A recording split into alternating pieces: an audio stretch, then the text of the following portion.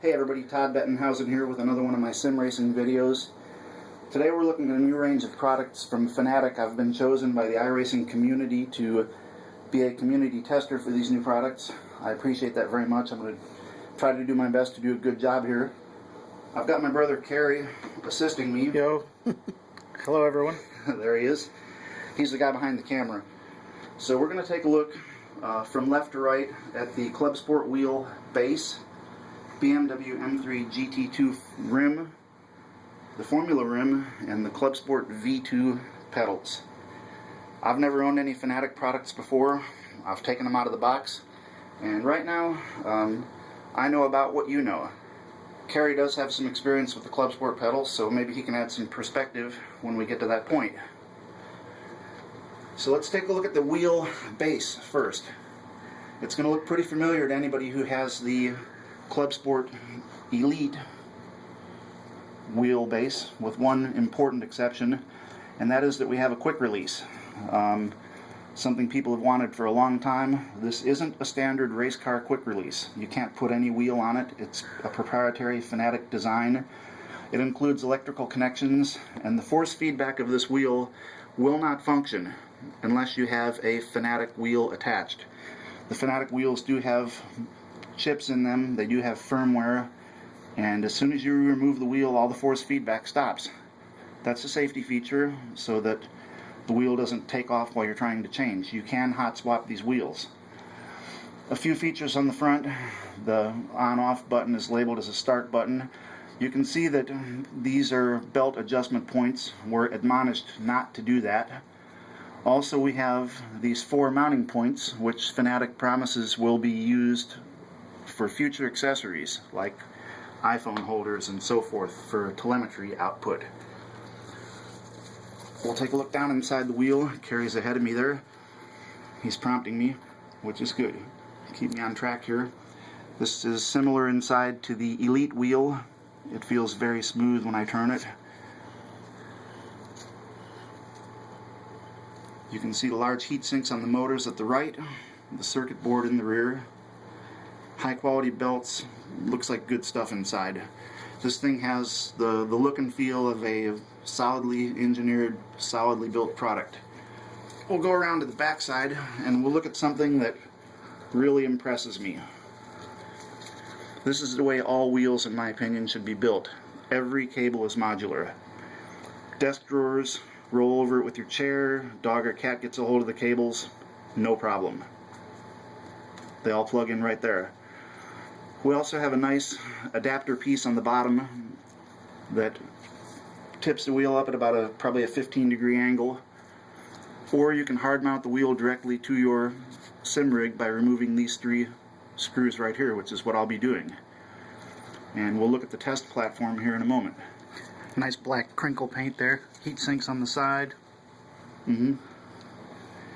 That's a very, very nice looking piece of hardware. I mean, it looks like you would expect a $450 or 450 euro wheel base to look. Top quality stuff. Yeah, nice black anodized brushed aluminum faceplate there. All the hardware is matching, kind of plated almost a black chrome or gunmetal color. Yeah, really, really great looking stuff. Let's look really quick at the accessories that come with the wheel. I thought people might want to see the size of the power brick. Here's your separate power cable. Again, kind of pet-proofs the whole thing. You have a USB A to B cable with a right angle end on it. Here's a cable with a couple of proprietary connectors. I don't understand the Fanatec way of doing things yet. I'll learn more about that later. We've got some hardware here. I'm not even sure what that's for yet. We'll learn together as I set this up on my rig. Time to get to the good stuff though, and I know a lot of people want to see this. There's a lot of pent-up demand for a good GT rim. Here it is.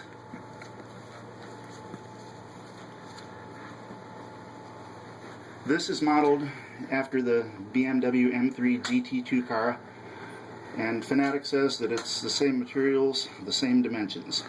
It feels just like it came right out of a race car. It's heavy. In fact, it's so heavy that I hope it's not detrimental to the performance.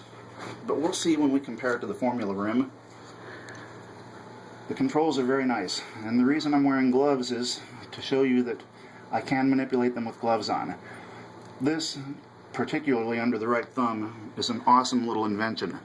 It's a D-pad with a rotary encoder. Push in to select.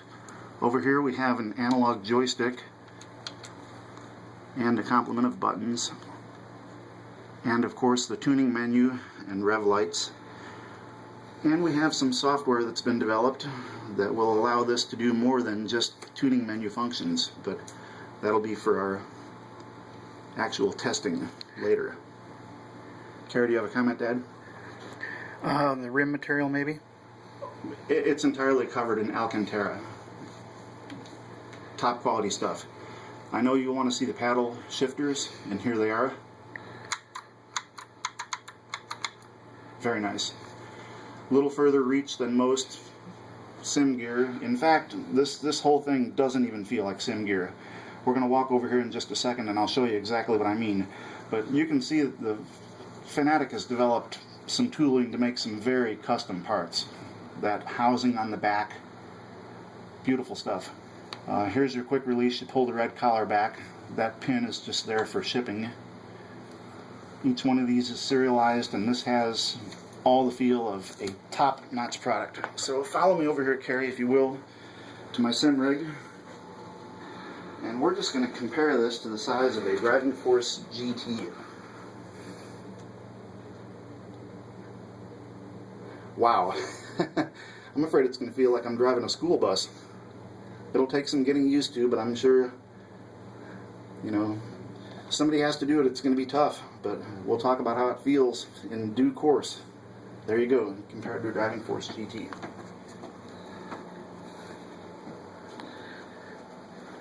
Here's the rim that I'm excited about. This is what they call their Formula rim, and it's a generic open wheel Formula car rim. It doesn't have all the features of a Formula One rim, but it's ideal for Indy cars or any other open wheel, open cockpit Formula type car, and it feels great to me. You can see the button layout, comparing it to the BMW wheel. And let's take a quick look at the packages. It would be a good time to do that and compare their features.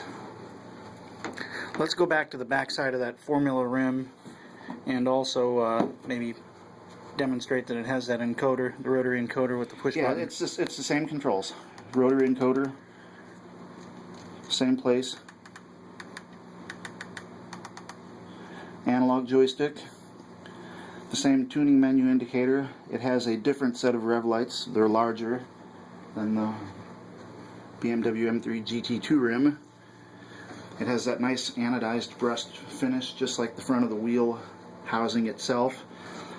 The back of this thing is all custom molded.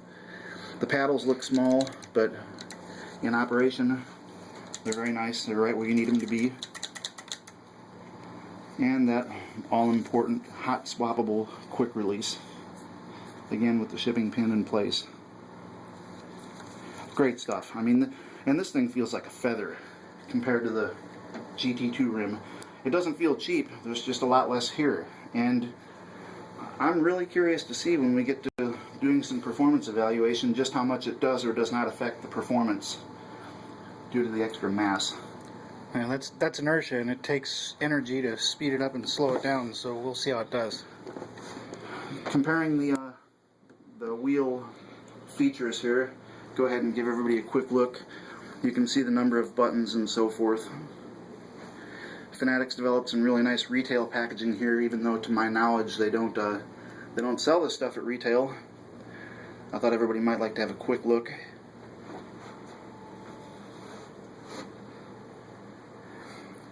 I also think they've done something really clever with the packaging. I opened this and I said, fireworks? What in the heck are they talking about?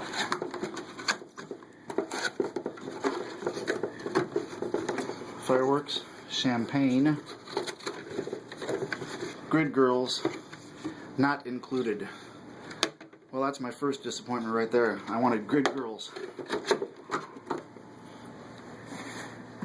The base also has a similar theme going. The what? let's go ahead and look at the features quick. I got them. You can see 900-degree rotation, PC and PS3 compatibility. No Xbox 360. You have to get the Elite wheel for Xbox compatibility. The beginning of a legend. So our expectations are high. Bold claim. Fanatec has told us that our expectations are very high. Also, there's a fancy bag. All these major components are in a fancy bag for what it's worth. That's why he's here, to keep me on track. Everything comes in these nice bags. I'm hoping it's a long time before this stuff sees its bags again. But it's a nice touch. When you unbox this stuff, you pay good money for it, and it makes a very nice impression. So we'll get that out of the way. And we'll move on to the part where Carrie can probably be the most helpful to me, and that's the ClubSport V2 pedals. And they've done some nice things to enhance the appearance now. We've got two-tone, we've got some black anodized aluminum, the same brushed finish as the face of the formula wheel and the wheel base itself. Nice clear anodized pedal faces. Give you an idea of the travel of the throttle, the brake, and these are all at default settings. I haven't put any oil in the damper. That's a new feature we'll talk about here in a second. And probably the biggest change, this is cool. The clutch actually has a clutch feel. You can feel it release. It's initially hard to press, and then it releases and it softens up at the bottom of the travel. They've done this with this little over center mechanism right here. Yep. It's a nice enhancement. It's the first for me in sim racing gears to have a clutch that they've attempted to actually make feel realistic instead of just having a slightly heavier spring in it than the throttle pedal does. Now you can see that the brake system, this is something a lot of us like to mess around with RC cars too. Something that'll look a little bit familiar. It's an oil-filled damper like you'd see in an RC car. It's supposedly designed to make the brake pedal feel a little bit smoother, a little more realistic, a little bit more like a hydraulic system. And when we look at the accessories here, there are two viscosities of damper oil that are included. Some more hardware. Again, a USB A to B cable. It's nice to know that you can not have to run anything down when you buy this stuff. You can go racing. And another one of these proprietary Fanatec cables that I don't know much about yet. Yeah, a couple things I noticed. My ClubSport pedals were an early model that had the, I believe they were nylon bushings. This has I believe they're bronze. Or brass, maybe. And you can see right there in the center of the frame on the brake pedal that all the bushings are metal rather than plastic. Also, my set of pedals had the earlier Hall effect sensors, the ones that were out in the open.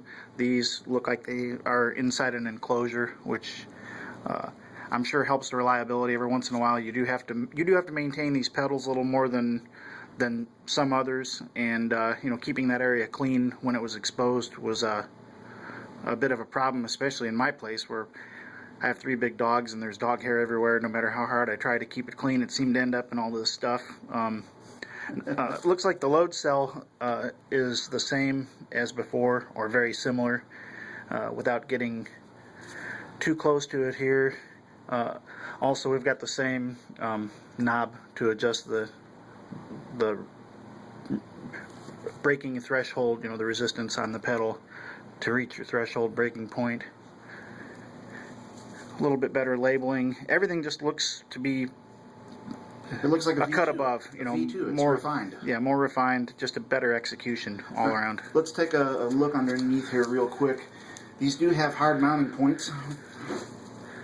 It has rubber pads on it, but under these rubber pads there are aluminum brackets, and you can bolt these down and hard mount in your cockpit. And that's a nice time to talk about cockpits, because I've had an ongoing cockpit project over at the iRacing forums, and it's going to be the test platform for all this stuff. And these pedals will be hard mounted. So let's go ahead and take a look at it real quick here. 3 monitors, 25-inch. They wrap around to a full 179-degree field of view, just like iRacing the maximum that you can set. So everything's the right size, it's in the right place. I've been using my trusty Driving Force GT. Here's the RSF paddle shift system mod that I featured in an earlier review.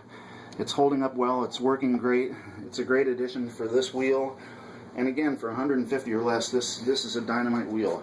If you want to get started in iRacing, you want to get your feet wet, by all means try it. Some of the best sim racers around still use that wheel. Yes, they do. Our friend Tim Doyle just finished second in the iRacing Indy 500. Sitting in this very rig. So we'll take a quick look here. Here's Pat Dotson's G seat. This is kind of some bonus coverage here. This is the GS3. He's building the GS4 now. Again, similar in operation but refined. These platforms, these paddles, if you will, move to simulate G-forces. Bumps in the track, braking, acceleration, lateral forces, you name it. You've got quarter scale, basically RC servos, and a controller board here. I've done some modifications to this. It does look a bit unfinished, but when Pat builds these, they're all enclosed. They look very very refined, to use that word again, compared to this. This is my 80/20 cockpit. It's really about 3 years of development, doing things with MDF and so forth, and we're finally to this point. And right now I've got my CST F1 pedals in there, my 3-pedal F1 set. I like using these because sometimes we take these to trade shows or public events and we want the very ruggedest stuff we can get. So there's my pedals, soon to be replaced with the Fanatics for testing. We build our own PCs here. This is a Z77 platform. It's an i5 2500K. We've got a 7970 ATI graphics card, solid state drive, 8 gig of RAM, purpose built for iRacing. 1 terabyte drive for trading paints, for paint schemes. Purpose built for iRacing. Might show a little bit more of our cockpit construction here. Instead of using the typical swing arm mounts, we've used the 80/20 structural framing material to hold the monitors as well. The only custom part in here is these angle brackets that hold the monitors on. They're made from 1.5 by 1.5 inch aluminum angle. But what we're in the process of doing, and I haven't really talked about this yet, 80/20 will be offering under one part number kits to build cockpits similar to these, but even better. We're going to have them in 18 and 24 inch width. We're going to have either adjustable angle brackets here, or we're going to offer them in 30, 45, or 60 degrees, which we have here. Side monitor angles. The more open angles work better for smaller monitors, and the closed up angles, the 45 and 60, work better for bigger monitors. Carrie, do you want to add something? I was just going to mention that using, this is a 30 degree or 60 degree mount, depending on which angle you measure, but we've talked about starting out with a 45 degree and actually slotting this hole into an arc shape right here so that you can adjust the angle as well as slide the monitors in and out and bring the bezels together nice and close. And these are really rigid. You might want to just... Yeah, they are. They're solid. I mean, we're moving the whole cockpit here. That's the bottom rails actually flexing. Yeah. So we're going to have these again in varying widths and varying angles. It might be possible also to do the kit in black. I'm not sure. But here's the exciting news. All this MDF is going to go away. I'm almost done developing the sheet metal for a fully adjustable PC and wheel shelf and pedals shelf that accommodate all the major pedals. Fanatec, Logitech, and CST F1. And Thrustmaster T500 right, RS. T500 RS. And I'm glad you mentioned that. Carrie does have a T500 RS right now. I have one also, or have had one in the past. I sold it recently to fund the equipment here that I'm testing, so we'll be able to do some comparative analysis there, and I'm glad that we have that on hand, because I know that's something that a lot of people will be interested in again. So let's wrap up here real quick. One more quick look at everything. Carrie, can you think of anything that we've left out? Anything else we might want to touch upon? Do you want to plug one of those wheels on that base? Just demonstrate the quick release? You know, actually I tried to do that, and it's a very firm, solid connection, and I don't think that I'm going to be able to do it unless I actually attach the wheel to the table first. And I guess that's good news, because some people have expressed concern, and I plugged it on partway, and there doesn't seem to be any potential for slop or play at all. So when we do the performance testing, we'll get to that right away, and I'm going to get a few of my friends over here, and we're going to tug on it, and we're going to pull on it, and we're going to play hard and see how it goes. So I know with my T500, I held my breath a couple times in public events when people would get in and out of my rig and use the wheel as basically leverage to get in and out, and you know, there's been some vulnerability to where the center of the T500 wheel attaches to the steering shaft. There are 4 rather small screws, and I had a small issue with my wheel. I was able to correct it on my own, but looking at this stuff, I certainly wouldn't worry about anyone tugging and pulling on these wheel rims. This stuff's really robust. okay, I think that's about it for this this first installment. It was supposed to be a quick look. I guess it was probably a little bit more than a quick look, but I'm looking forward to releasing it as soon as the embargo is lifted. We're still in the testing period here. We've got a couple weeks to go, and I'm going to hit it hard. We're going to do some qualitative analysis. We're going to use some tools that have been developed to measure the performance of the wheel qualitatively. We're also going to use some tools to allow us to set the optimum force feedback level for different cars, if my driving is precise enough, and if not, I'll get some hot shots over here. We've got some good friends here in the Indianapolis area who are really good road racers, and I think that's where that's going to be important. And we're gonna use it hard, and we're going to be really objective about the good and the bad, and hopefully there's no ugly. Looking at the stuff, I certainly don't expect it. So that's all for now. Thanks for watching, and we're going to get after it.